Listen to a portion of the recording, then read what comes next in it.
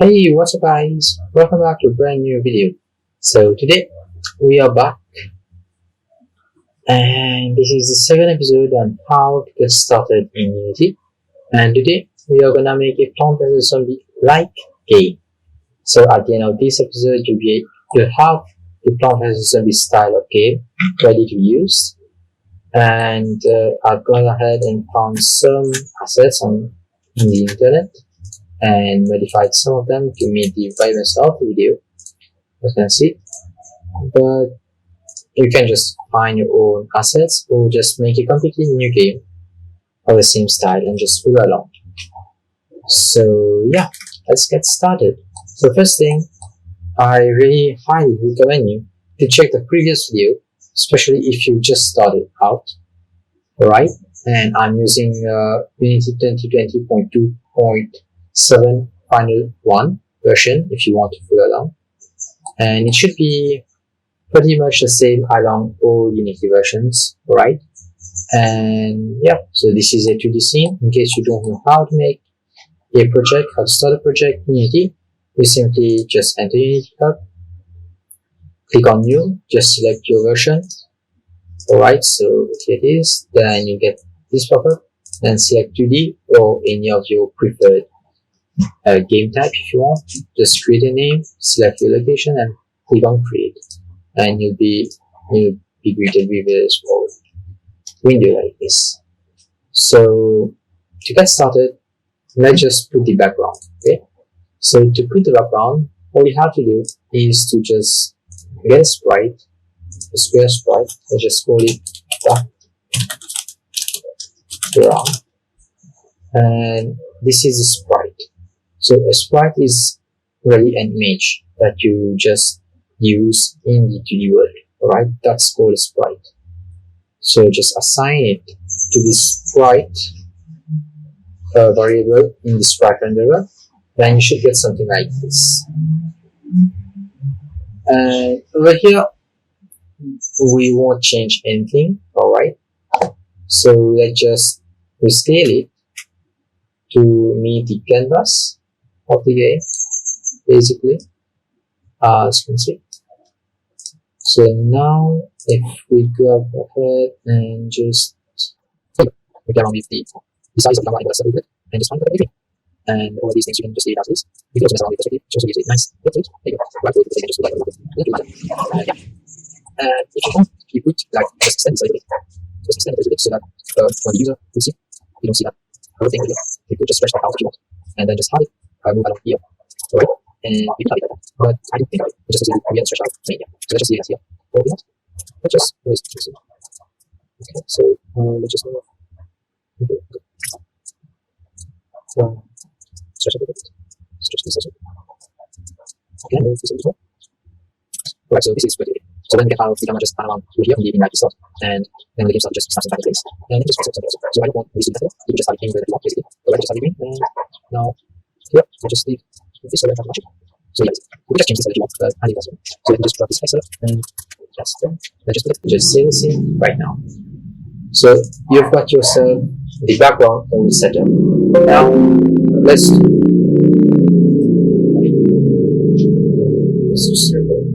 so now let's just start the UI. Okay, so yeah guys, before I continue, please make sure that you subscribe, because when this episode is finished, when I've finished the game basically, there will be an awesome thing that will happen, and I make a video on this.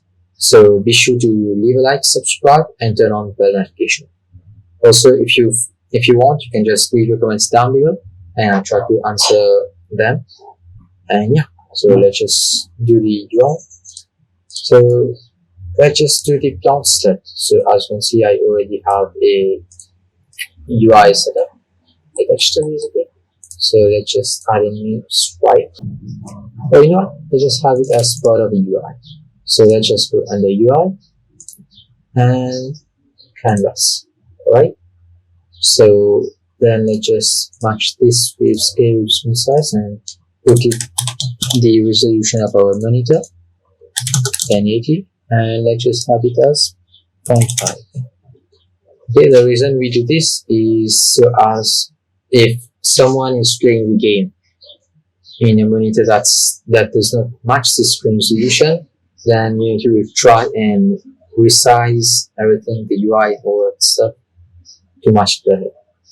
Okay, so here you can go. Then let's just add another UI and image, and let's just enter it on top.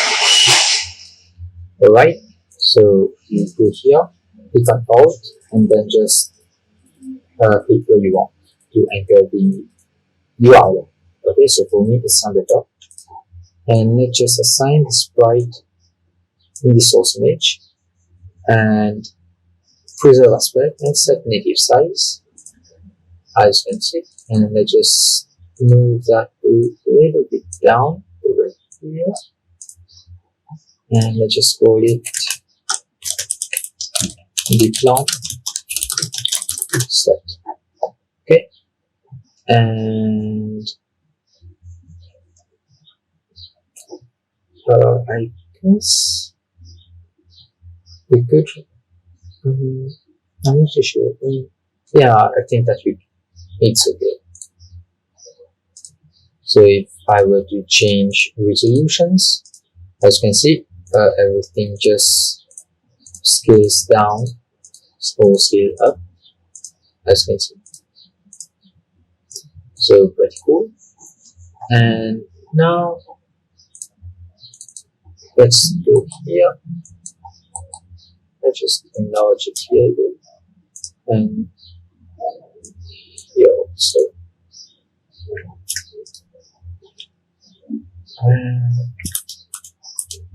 Okay, let's just have to save it.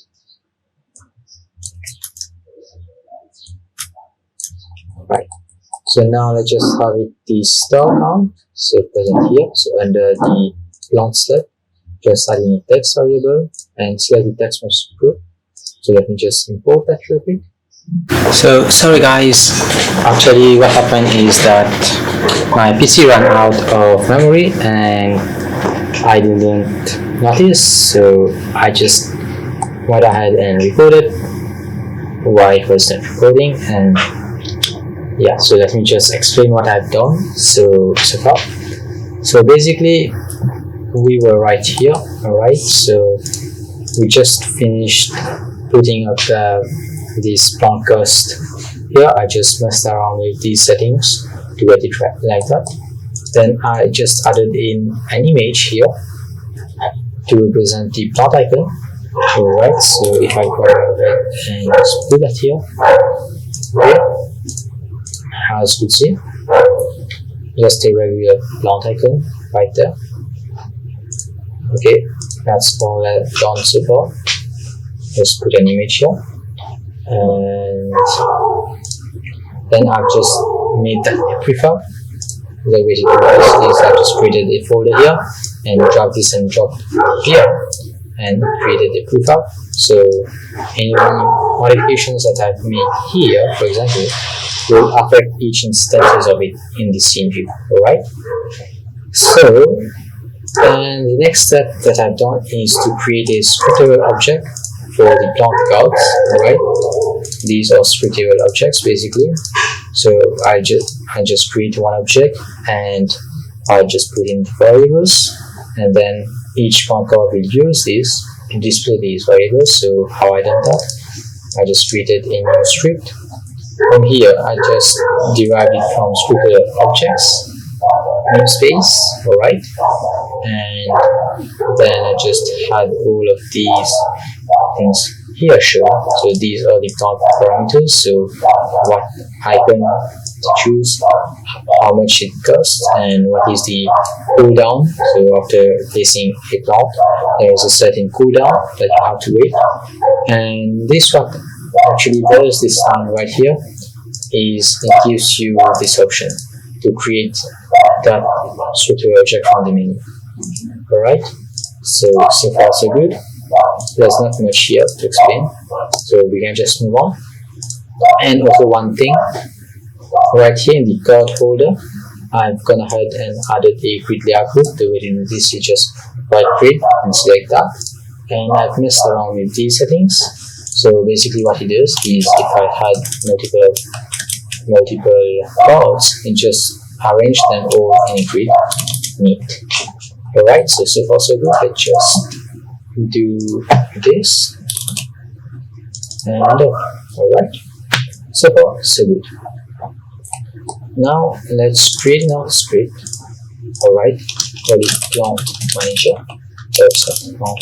Plant manager.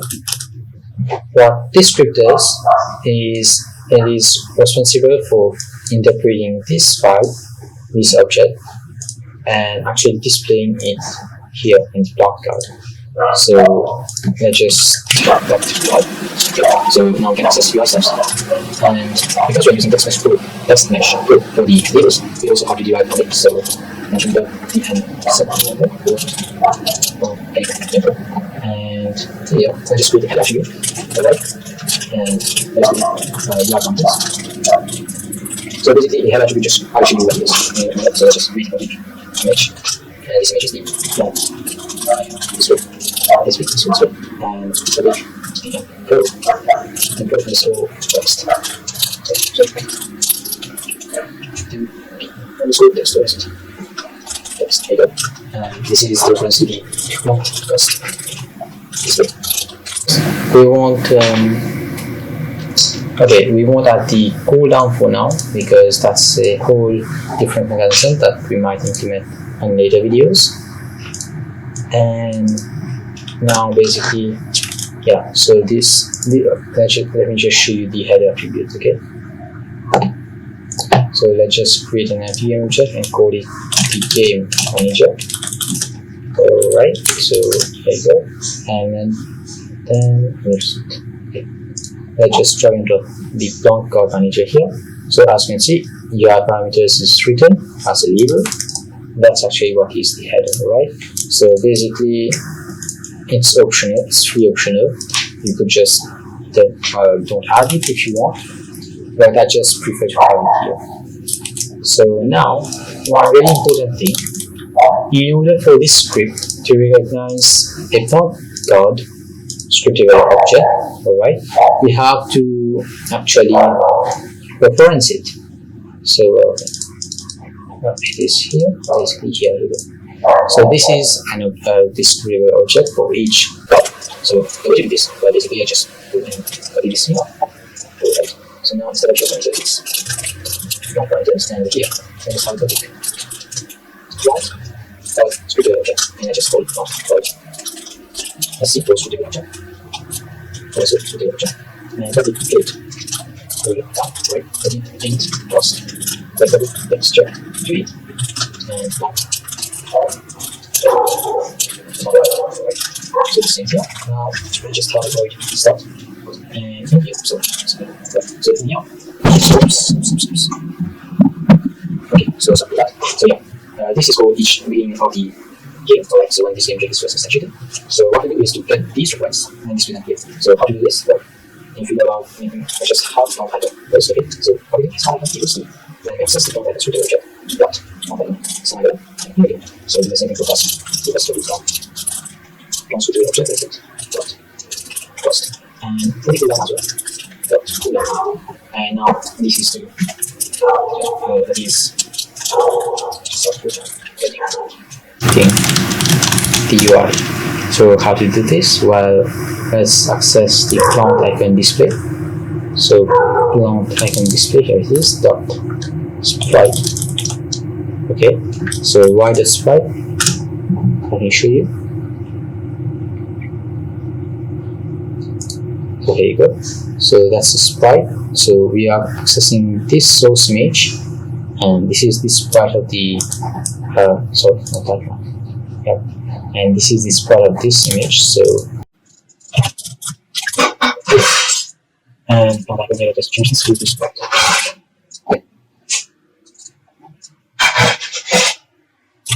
So I know that it just and I just using people cost. So you have first display, dot next equals to the first text. There you go. And that's done. So yeah, I just use this. We just have to consider it. Okay, so we no. Okay, and I just so we just okay, just what do we do? and this one is the product bundles. So very kept all costs. And then the big is take this here and the other one here, and this one's another one dots. Okay. And instead I just have it as well. Okay, and our game check, we click on that. And that's it, and I just have it very report. As a game check, and call it dot. Okay, so now already and I just already game check already dot. Just really instantiate. And what instantiate is, it basically spawns a game check in the UI. Okay, so we have an instantiate is equal to I just reference the link transfer, and I just have a dot folder console. Okay, and I just have it. I just have this here called the console. So what it does is this one here. It instantiates this report, and over there it actually takes this report and makes the child of this transform of the same object, and then stores the instantiated the object in this one report here, so you can access it from. Now let's just do set the image just now font. Or then or you go to the object. I just initialize the object for the box. Then I just have another piece of code in, but we don't have this equal to 0. We integrate it here. So the dot like this. Then I just store this so beyond dots or beyond dots. So we can do dot. Alright, so we keep reference of each instantiated dot in case we have to delete out of this. Right, this is how we do it. And now what's missing? What do you think? Oh, that's good.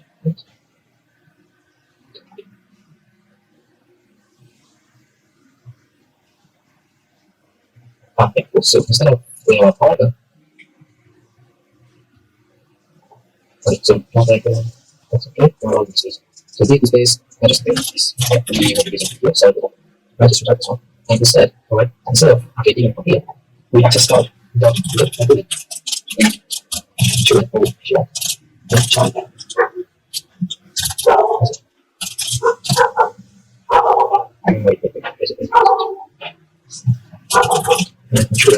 And I just access all of the access means the image or access image, and then we actually do that. And the same thing goes with that one. So technically the children will access the underscore text. So here you go. And what this is we instantiated the object. So we instantiated this one. And we're storing it in the variable dot, and we're storing it as a reference here. We're getting the value for this dot, and we're accessing this dot, the trigger of this dot, and getting the complete value to set the value to 0. So now, once for verification, we have to do this. Okay. We're going to go on the commit. Insert the dot. Okay. Ship. And just like this. Okay, just supply it. Okay. So yes. Okay, and just put this here. This. We just try this. And remove this. Okay. And yeah, instead of this, alright, and then we could just remove this password. And this is our file. Okay, we just want the dot method and pass it out. Alright, so it should work. Let me just review it. Yeah, it should work. And let's just head back here to Unity. So as you can see, this is the code game object, and this game object has an image. This is for the count icon, and this it has the text match proof text editor, and we can just delete it because we've already done it. Put part of it. There you go. And game manager just put it in top, and then let's just assign everything. So forget about this. God prefab goes here, and God folder goes here. I just put 2 gods, or I just have 3 of them. Alright. And then I just have the Scriptable Objects. I just select all of these, drag and drop them here. Wait. So yeah, I just drag and drop them here. And count gods, this should work now. Let's try it.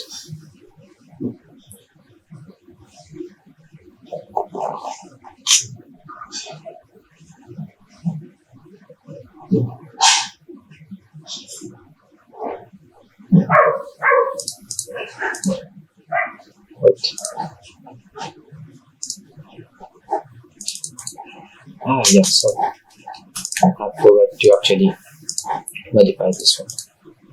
So this one is the pea shooter. So here and the potato mine.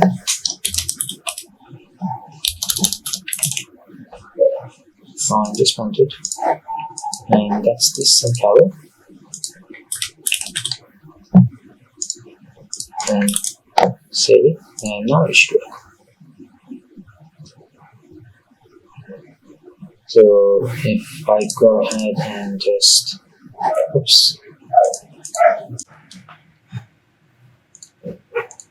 So yeah, what was I doing? Yeah.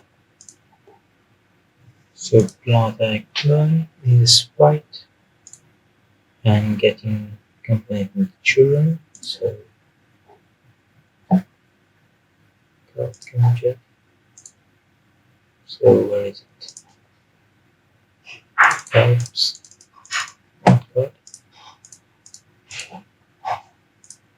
It should work. I just remove this and skip as a full image. Okay, and then we can use textures instead.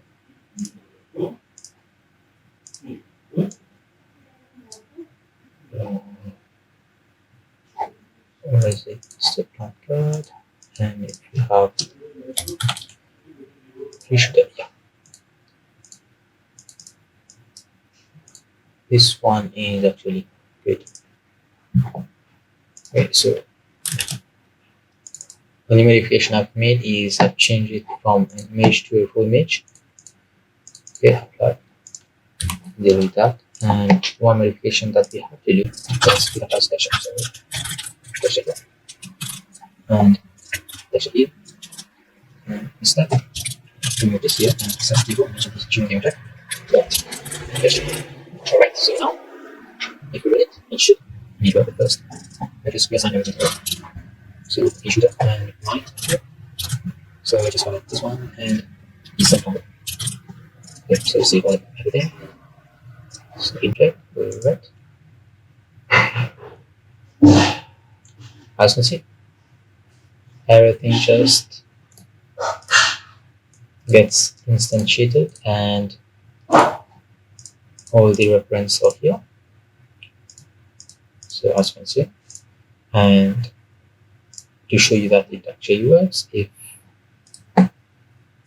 we go about put it in the sunflower as 100, as you can see, it just updates here. So if you want to add new entities, new plants to the game, all you have to do is create a new card. Okay, let's just add a zombie plant. Have it as a zombie here. So just select the texture.